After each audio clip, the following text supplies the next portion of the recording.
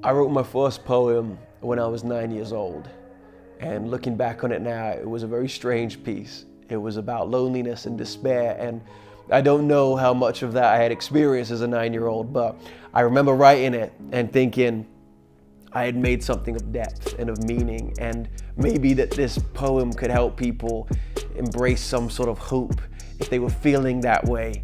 And I just didn't stop writing from that point. I just kept turning pages over and writing and coming up with these ideas and songs and phrases. And so much of my work has been inspired by my early years as a child. I grew up in this environment where poverty and human pain was just blatant and very apparent. And I watched my parents do incredible work in helping and serving others. And so much of my desire has been to be involved in something similar. But as I've grew older, I've grown up in an age that is very internalized and very focused on self, very absorbed in our own situations and issues, and not so much aware and not so much compassionate about what other people are going through. And so the process of writing poetry for me has actually become more of a discipline to be aware and be awake to the reality of the world outside of myself.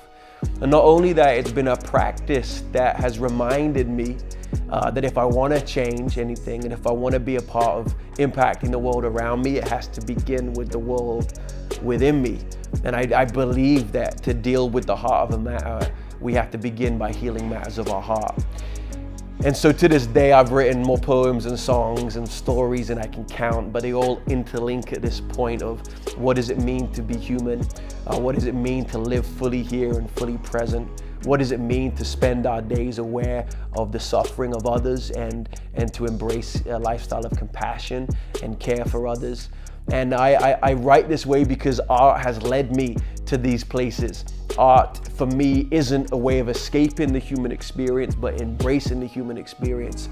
Art somehow in this mysterious manner shines a light on dark places that otherwise I don't think we would have the courage to touch. I do think there's something intrinsically sacred about creating in community, about making something together.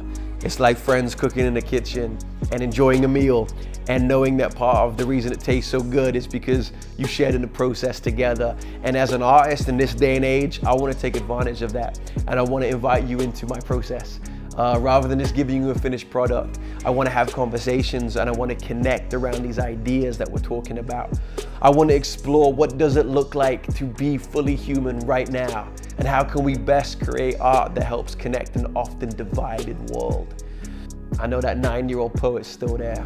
I still want to speak about the darkness. I still want to speak about the despair, but I want to do so with a hope that awakes our hearts to the reality that despite what it seems, the story still isn't over.